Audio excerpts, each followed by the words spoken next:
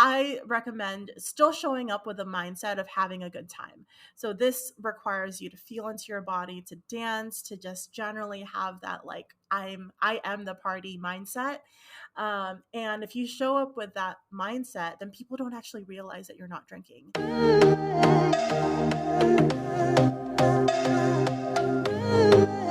Welcome to the Travel Not to Escape podcast.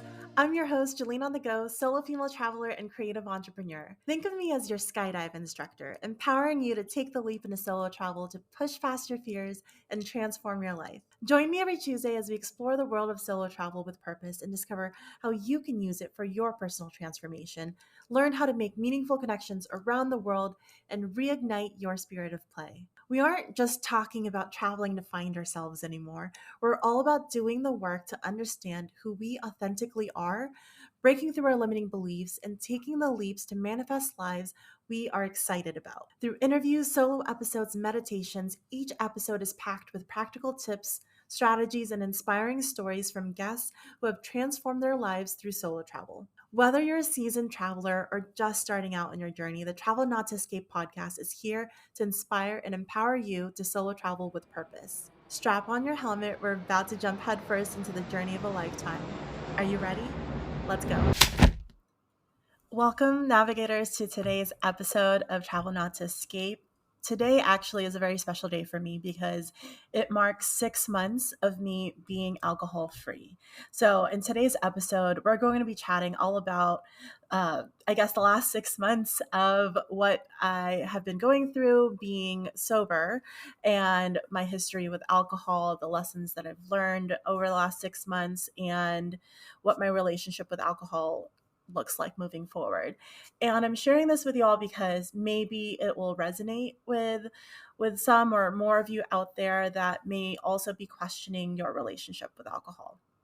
So I'm going to start off. I heard this term sober curious, and I like this term because it gives people permission to step into that mindset of curiosity.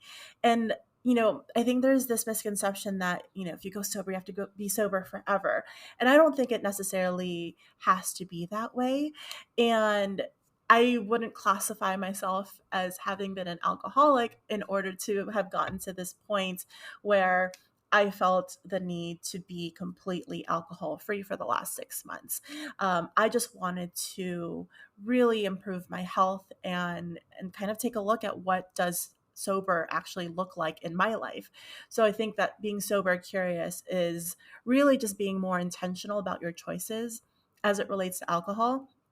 And I think in society and just the way that we live, especially growing up in the US, alcohol was always just a given. When you turn 21, that's when you can drink a bunch, but really before then, you're drinking as well. It's part of the party scene that you see in all of the movies and in real life. And so I myself never really questioned it all that much. And now I'm at a stage where I am trying to understand what role it plays in my life and whether it's enhancing my moments or it's taking away from my life. And so in the last 3 years, especially, I've been traveling full time and I've made a lot of large changes in my career and life. And I've been really focused on living my life more closely aligned to my values, being intentional about those choices that I'm making. And so I really want to work towards a better version of me. And so in the last 6 months, cutting out alcohol was that decision that I needed to make in order to gain some clarity in other areas of my life. So I'm going to be sharing this sober curious journey with you all. And I think first of all, I want to take a step back and just talk about my history with alcohol. So, as I mentioned, I never really considered myself an alcoholic, but my birth father definitely was. And so, because I had that as my starting point in life, and because of his alcoholism, that led into a lot of domestic abuse and things that my mom had to go through. And the very reason she went to the US was really to get away from him and that violence and all the things that happened because of his addiction. And so because that was where I started off from, I have always had alcohol as a bad thing in my mind, because I just knew that all the bad things that came from having an alcoholic father. I think though, even with that as my history, I was cognizant that alcohol addiction that runs in my family, but I have been going through like cycles of anxiety and depression all of my life, and especially at kind of like a pivotal point with a lot of bullying and a lot of just teenage angst. I actually started drinking at the age of 11. And this was at I think it was like someone I knew was throwing a party, and it was their siblings that had alcohol there. And so, yeah, I had vodka at the age of 11. I don't think my mom knows that. But after that, I think I drank alcohol at some points throughout high school, but it was never something that was a huge part of my life until college. And that's really, I think, when I joined a sorority, and then there was really not much else to do on campus, and I was living away from parents for the first time. The same thing that everyone goes through, and it's just normalized in your 20s that you go out, you go get drunk, like, and I did blacked out drunk, and it wasn't something I thought was a bad thing. I was just living my normal 20s life. And I think where it started to maybe make some impacts in my life was when I started, I think, going further into depression and then leaning into alcohol to try to escape the feelings that I was feeling. And what did that look like? So that looked like me being a workaholic and working over 12 hours a day, really, really hard, not seeing anyone, not really doing much self care. And then on the weekends, hanging out with friends that drank heavily. And so I'd be taking 10 shots of tequila every Friday and Saturday night, using Sunday to recover, and then repeating the cycle again on Monday through Friday. And, it was a way for me to escape the stress of my job. It was a way for me to connect with people, but not really. It was just a way for me to like be around other people without having to feel any feelings. I was just able to kind of, exist in this like warm and fuzzy state. And I didn't question my relationship with alcohol until it was pointed out to me by my therapist when I finally got to my lowest of low in 2016. Um, and I started seeing a therapist, and she was talking to me about my pattern of working hard, playing hard, which I thought was just the normal American dream. And she was like, you're binge drinking, right? And I'm like, wait, what? That never, of course not. Like, I'm just going out and having fun. Like, I don't understand why, you're killing my vibe. But the more she kept saying it, the more I started to really think about it. And she was right. I was using the alcohol at that point to escape from just the stress from the relationship I wasn't happy with the friends that I wasn't vulnerable with, was just the life situation that I was in and felt like I couldn't change.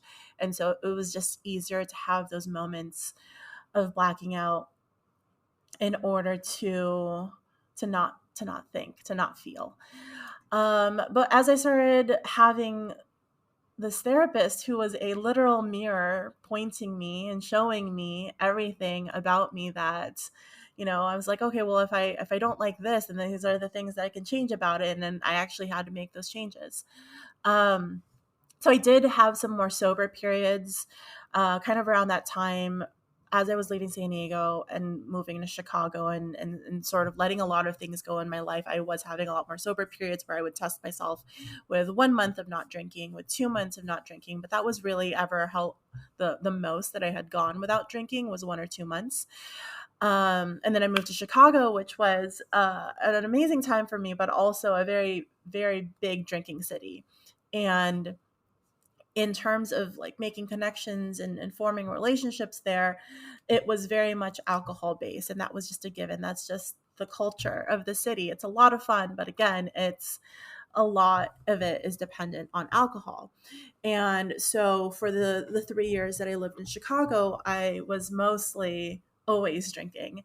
And especially again, I kind of fell back into my like workaholic tendencies, especially working in consulting and now having happy hours sponsored by the company. And everyone was working hard and playing harder, and we would be drinking. And I think also in that environment where it's a very male dominated field, I remember I was drinking whiskey in my manager's office, and that was how I was able to bond with my colleagues, my coworkers. So because the environment just was set up for me to constantly drink, and it was normal, and it was the way that you networked with people and had fun, and how you spent your weekends, it was just a normal part of my life. And I kind of flowed through that up until the pandemic hit. And I made the decision around right when the pandemic hit that I'd wanted to actually go sober for however long the pandemic was going to last. I lasted, I think, like a month, and then I got into a relationship. And that was really also another mirror that was held up to me in terms of my drinking habits. Was in that relationship, he actually didn't want to drink as much. And I found myself wanting both of us to drink in order to be able to have those vulnerable moments together that I think I just wasn't comfortable in asking the questions I wanted to ask. And I was feeling insecure, and the alcohol helped ease all of those hard feelings that it was just easier with a bottle of whiskey to have conversations about. And after realizing that that's kind of how that relationship was developing, was on the foundation of alcohol. Once we both stopped drinking for a bit, we actually gained clarity that that wasn't the right relationship for both of us, and that like he wanted a more settled life and I wanted to travel. And so that kind of ended that path and got me into the digital nomading world. And as I've been a digital nomad, I've actually cut down my alcohol because as you're solo traveling, you don't really have the moments like, yes, you go out and you drink and party, but I'm also very conscious of like being alone as a woman and then being inebriated and having to get myself home. So I have cut down on alcohol, but it's still like, I think in the nomading world, when you're traveling, it is a way that you meet people. You go to the happy hours, you go to the um, whiskey tastings, wine tastings. There's a lot that of the activities and the ways of meeting people that are very much still alcohol based. So that's kind of my history of alcohol up to the point where I got to this year. And the thing as well with the alcohol is it's kind of come hand in hand with my eating disorder and my body dysmorphia, which I haven't really shared with a lot of people. But there's this thing in my mind where I actually cannot, for the life of me, like really truly see what I look like. And it messes with me a lot because if I'm looking in a mirror, it actually doesn't register in my mind like what I actually look like. I have to take photos, I have to take videos, and then I have to actually like look and critically look at them in order to really gain an understanding of what do I look like. And this has affected me because I also binge eat whenever I feel out of control. It's my form of one, protecting myself from some past traumas that I've experienced, but also controlling the overwhelming feelings that I'm feeling at a particular moments or the anxiety that comes up. And so with the binge eating and the body dysmorphia, whenever those kind of get triggered, I have alcohol, or I did have alcohol as a way to escape how I was feeling about my own body. And every time I felt maybe self conscious or insecure, I would maybe lean into drinking. So if you're out at a club, or if I was out at a club or at a social situation, it was just easier to drink and not feel the insecure feelings that was coming up. And then I kind of perpetuated this cycle of body dysmorphia and binge eating in myself. And it took a while of working through with a therapist to really understand that this was a pattern that I was going through. So this year, actually, I started feeling those feelings again, and it, I decided that rather than lean in to drinking alcohol in order to numb those feelings and thoughts that I was having, that I was actually going to do something different and not drink at all. So I started April 23rd, 24th. I had been in Rio. It was a lot of fun. And there was just something that happened in me at that time when I was in Rio, where it's just, I was eating a lot and I was drinking a lot. And it was actually a very body positive location. And it was so much fun. But maybe because of that, I started to think, like, how, I'm seeing all these like people just being so confident in their skin and their bodies and moving and dancing. And I don't feel that way. And I know that I can feel that way, and I have before, but I don't feel that way now. And so after Rio, I really started thinking, okay, I need to break this pattern that I'm in, because I can't just keep, like, it's a very slippery slope with me in terms of like my eating disorder and body dysmorphia, and really going down that rabbit hole again. And so rather than continuing that pattern, I decided, okay, I'm going to give myself a break. And it wasn't really an intentionally long time that I had set for myself. I just said, okay, I'm going to be sober while I'm in Colombia. And I was in Colombia for 3 weeks. So then in Colombia, I was actually fortunate enough that in Medellin specifically, they have so many drinks that are mocktails and juices and are fun. And actually, I didn't have the temptation as much to drink alcohol while I was in Medellin, because my friend who was staying with me, and we were nomading there together, also wasn't drinking, and there was so many options to not drink alcohol in those places. So then after Colombia, I had a series of different trips planned around the U.S. and Puerto Rico, and I was thinking, wow, like I have weddings to go to. I have like I was bartending in Chicago and not drinking, right? So there were all these things that I was doing now sober.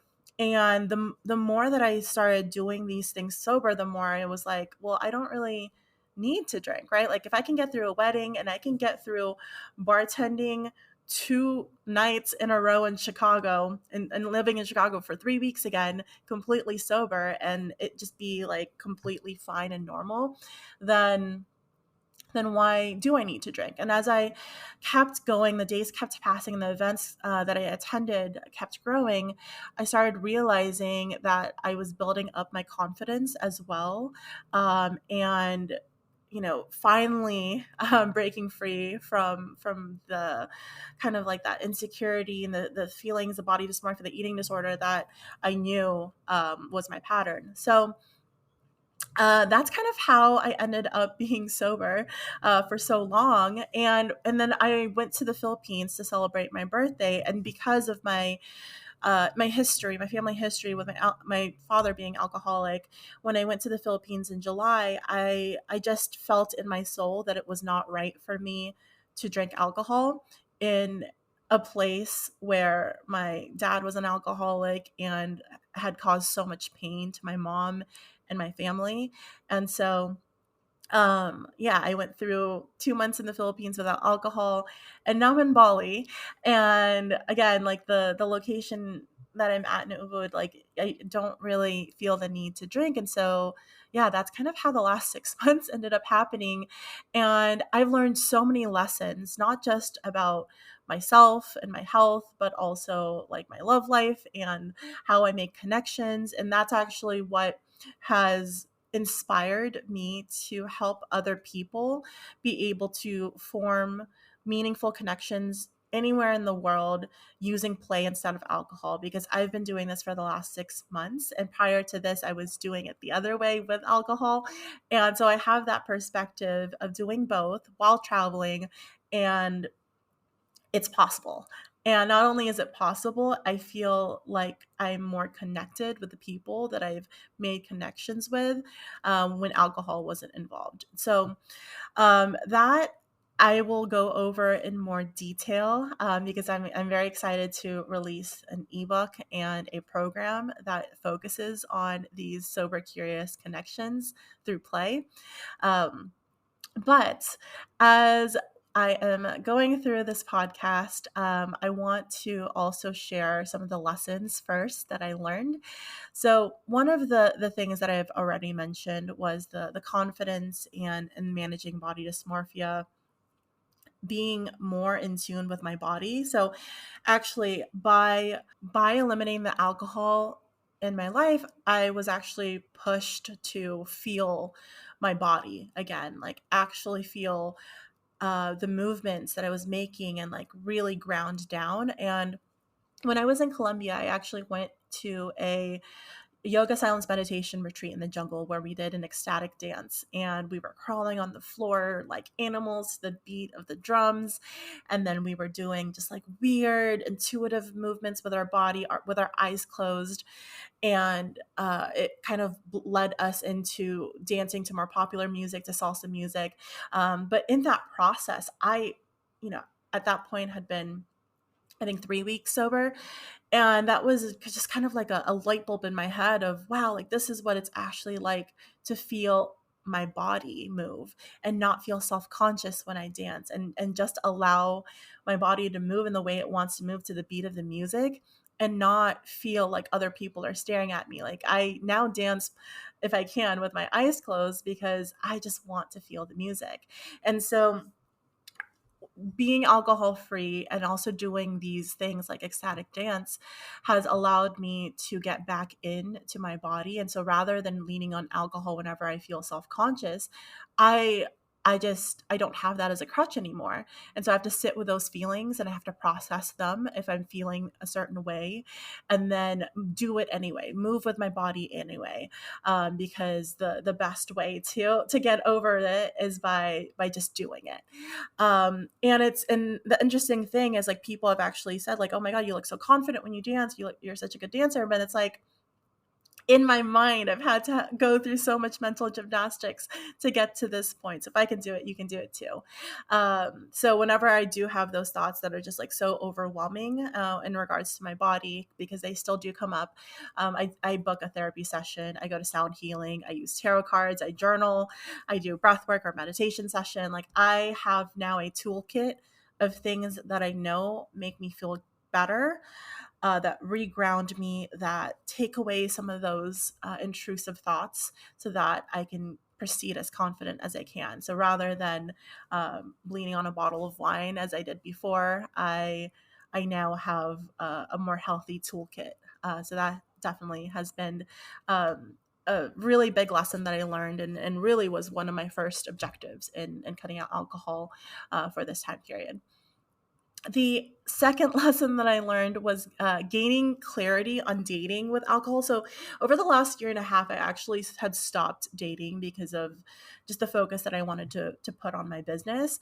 And I recently went on a few dates while I was in Bali, and I have this thing that my friends make fun of me for, because I end up going on the longest possible dates. Like, I think my last date was 15 hours. I've been on like 24-hour dates. Like, what, most people will meet for a coffee or meet for a drink and be done in an hour. Like, I'm spending a whole day with these men. And initially, I was thinking, it was all alcohol fueled, and that was one of the things my therapist said as well. Is like, you need to date these people without alcohol, because that way you can get a better idea who they actually are, and not let the alcohol be the one that's dating them. And so I've done that a few times, but then more recently realized, especially going back into dating now completely sober, that I still do those marathon dates, that it wasn't the alcohol that was fueling how long these dates were. It was like an underlying issue for me personally, where I think I just didn't want to deal with the after date stuff, because like the date itself is never as bad as the feelings that arise after the date, right? Because the feelings that come up after the date are those feelings of rejection, those feelings of self-consciousness and insecurity. And I was trying to control the outcome by not letting the date end, and just like having the best time on the date, and like getting all of those like good vibes in during the date. So I realized when I cut out alcohol that there were some underlying dating issues that I still needed to address, that I was just putting alcohol on top of and blaming, but it really wasn't the alcohol, it was me. And that was work that I still needed to do in order to control my impulses and assess the actions that I am making on these dates. So, clarity. Third lesson, I also developed an appreciation for hobbies and discovering the importance of play and vulnerability. And so the type of vulnerability that happens when you're drinking is you get just so you get so drunk, and you get comfortable because your inhibitions are gone, and you can just say whatever it is that you want to say, and in hopes that the other person will probably forget as well, or is at the same state that you are. And um while those have made some connections in the past, you can substitute that level of vulnerability that you get to when you're drinking with play. So that's actually what the program is that I'm building, is how do you understand what your play style is and what feels most like play to you, to get yourself into that vulnerable state to connect with another human, without having to both be drunk to get to that same way. So understanding what hobbies, what activities light me up, feel like play to me, and then using that as a foundation to connect with other people has definitely been a lesson that I've learned, and that I also want to share with others. So, number 4, understanding the standards for are higher for meaningful conversations. So, this is for both dating and connections, and generally for how I'm investing my time. So, I realize that I'm a lot more critical of the time that I'm spending with someone, and I want to nourish my connections more with some deeper conversations than I do with just being drunk and on a different state. And this has allowed me to also kind of separate the types of activities that I'm doing. So if I'm craving something that's more meaningful, then I'm probably not going to get that craving satiated through going out to the club and dancing, right? But I still do love dancing. And so if I'm going to go out to dance with some girlfriends, like that's going to be what I do. I'm going to show up and I'm going to have fun and I'm going to dance, and that's the energy that I'm bringing.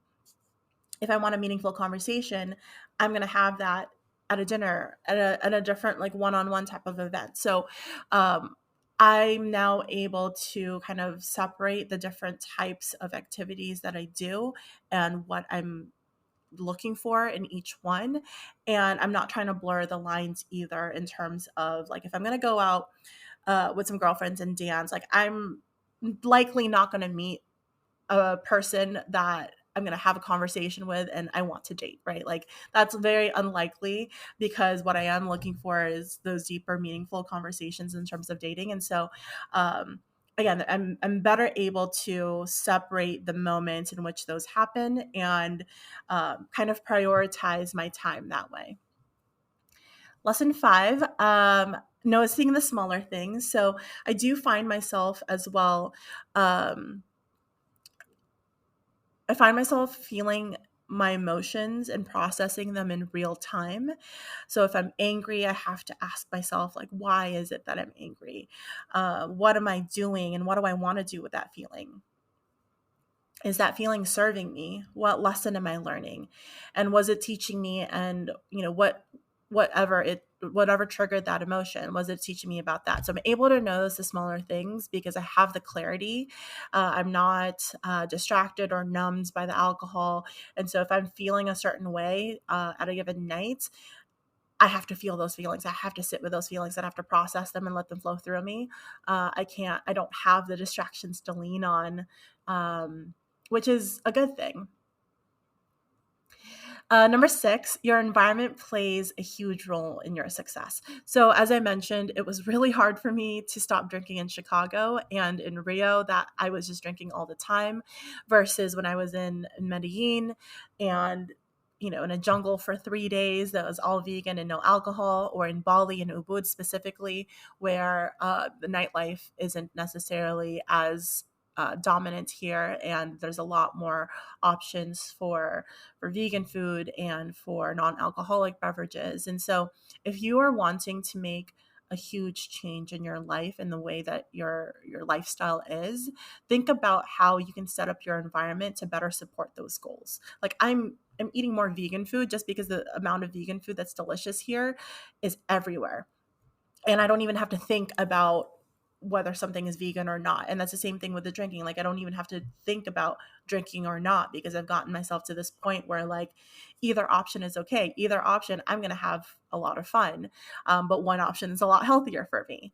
So take a look at your environment and what role your environment is playing and towards the success of the goals that you have. Number 7, realizing that friends respect your decision to be sober. So, generally, I found that friends have been so supportive of my decision to not drink alcohol. They'll maybe ask, like, "Oh, why is that?" And then that's the end of it. Like, no one ever really pushes or questions me. But there have been 2 instances that I found where people have wanted me to drink, and I found it kind of fell into 2 categories. So it was because they wanted you to have a good, fun time vibe, and they thought that the only way in order to do that was for you to drink. And the second was because they were feeling self-conscious and wanted everyone to also kind of have that same level of numbness so that they didn't feel as self-conscious. So to address the first one, where they just want to have a good time, fun time vibe, uh, I recommend still showing up with a mindset of having a good time. So this requires you to feel into your body, to dance, to just generally have that like I am the party mindset. And if you show up with that mindset, then people don't actually realize that you're not drinking. Um, uh, and that's the weird thing is like the majority of the time, because I'm showing up, and if I show up for that night and I'm dancing and I'm vibing, people don't realize I'm not drinking until I'm ordering a water. And that's when they're like, wait, you're not drinking? That's when it's a conversation. But it definitely, if you show up with that mindset, it addresses that first group of people who just generally want you to have a good time as well. But they just don't know if you'll get there without the alcohol. The second, and this has happened very rarely, but usually with like a friend of a friend, or if you're in a larger group, sometimes there will be one person who is going to be so persistent in trying to buy you shots, trying to buy you drinks, making sure you drink with them. And this happened recently. And I noticed in general that the pattern is because they're actually self-conscious about themselves when they drink, how they're acting, and because of that, they want you to be on the same level as them so that they don't feel as self-conscious. And so this happened recently when I went out with a friend of a friend, and he kept asking the whole time. He's like, am I being annoying? Am I being too much? I like, do you like me? Am I being cool? Like he kept asking those questions. And then he kept also being really persistent and like making sure I took a shot with him, making sure I had a drink all the time. And I tried to tell him, no, I don't need the alcohol. Like, you see, I'm still dancing. I was trying to address the first piece, which was the good time, fun time vibes. But I realized it was actually a deeper level than that, that like he was feeling really insecure. And so with that, you have a couple of options. You could either just hold firm, not drink, and just try to ignore them until they drink so much that they forget.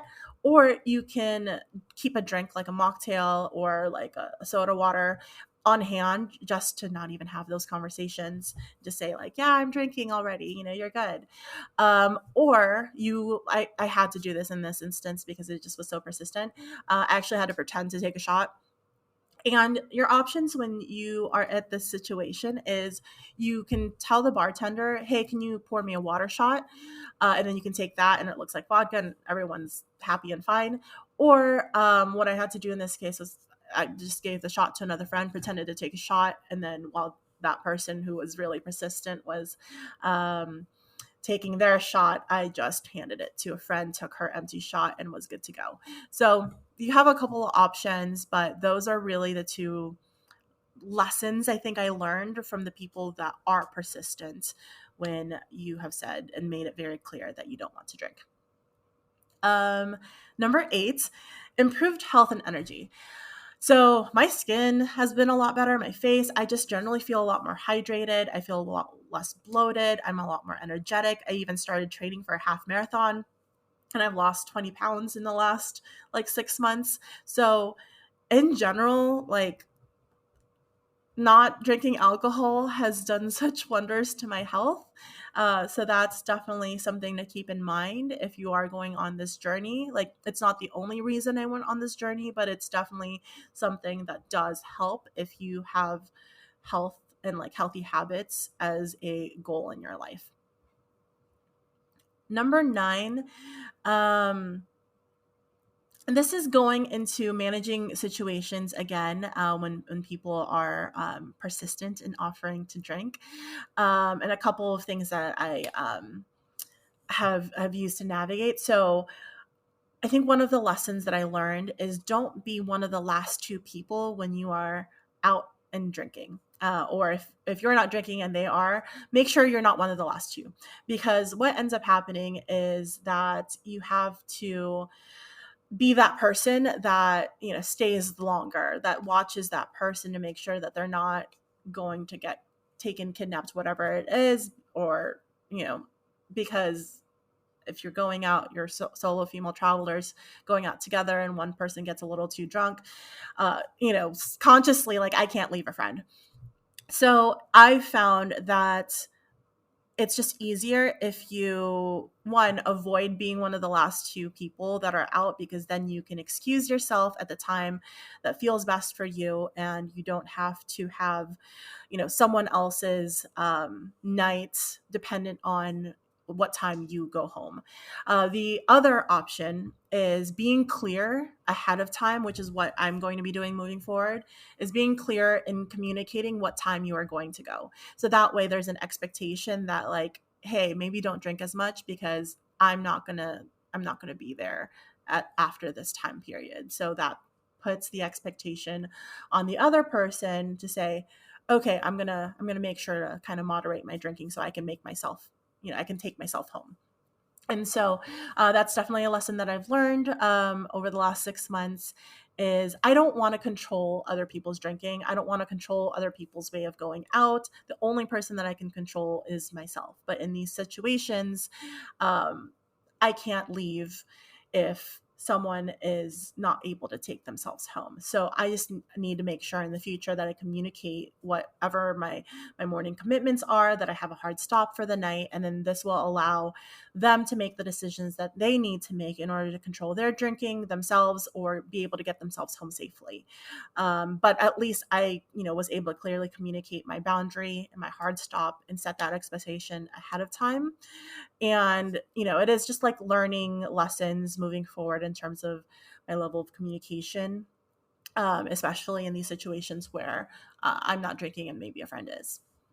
And the last lesson that I want to cover is just like normalizing being sober in general. Like, the longer that I'm sober, the longer that being sober actually is not a big deal. and I actually forget that I'm not drinking because I'm doing all the things that I normally would. I've been able to, without the alcohol, build up my self-confidence enough to be able to walk into a room full of people and make conversation with anyone that I want to make a conversation with. I've been able to build up my confidence enough to be the person dancing in the middle of the dance floor when no one else is dancing. And because of that, um, I can put myself in social situations without having to drink. And that's the reason why, like, being sober actually for me is no longer a big deal.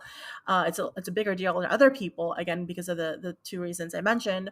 But for me, like in my day-to-day life, like the longer that I'm sober, the less I'm actually pressured to want to drink. And now I'm at the point where today is my 6 months of being alcohol free. And in the future, I think I will drink. I don't want to cut it out completely from my life. Like, I love the taste of wine. I love the taste of whiskey. Like, I have a bottle of champagne in Chicago that I'm still waiting on to celebrate with, right? There's a lot of things that I still love about just the taste of the alcohol, like cocktail bars, all of that. So I'm not cutting it out completely. But what I think the last 6 months have taught me is that there's a way that you can do it healthy, and it's also important to understand what is your relationship with alcohol. Why are you drinking? Are you drinking because you feel like it'll help you be more confident, if it'll help you be more secure, if it'll help you be less awkward in relationships and conversations and connections? Because if that's the reason that you're drinking, maybe it's time to be a little curious about why that is your go-to form, um, to work through some of those feelings, and what are other things that you can add to your toolkit in order for alcohol to not be the only thing that you rely on. So again, I'm not trying to control anyone else's drinking. I just want to share kind of what the last 6 months of not drinking and the lessons that I learned have been for me, to maybe encourage other people to think about what is the role that alcohol plays in their lives, and in what ways can you substitute it in different situations that will make you feel more confident and whole and help you more towards the goals that you're wanting to accomplish. Whew. That was a lot, I know. I If you have any questions about being sober curious about any of these lessons, feel free to DM me at Travel Not to Escape on Instagram. You can also join the Travel Not to Escape Facebook community. And also, I will be dropping the link. So watch out on those two platforms, because I will be dropping the link to my free ebook on the Sober Connections Playbook. I think I'm calling it Sober Curious Connections Playbook, where I'm going to be teaching you how to make connections without alcohol anywhere in the world that you might be. We're going to be using play to do so. And I'm also going to be sharing a free webinar as well that covers the same things. I'm excited to help you on your journey. I hope that this episode was helpful, and I'll see you in our next adventure. Thank you for tuning in to today's episode of the Travel Not to Escape podcast. I hope you found our conversation inspiring and insightful. And if you're ready to take the next step in your journey of self-discovery through intentional travel, I invite you to join our vibrant and supportive community of solo female travelers over on Facebook. Inside our community, you'll find like-minded women from all walks of life sharing their stories, experiences, and tips on how to make travel a transformative part of your life. It's a safe space to ask questions, seek advice, and find inspiration. To become a part of this incredible community, simply search for Travel Not to Escape on Facebook groups, or you can click the link in the episode description. I can't wait to welcome you into our tribe of fearless travelers. Remember, your journey of self-discovery begins with that first step, so don't hesitate, join us today, and let's embark on this adventure together.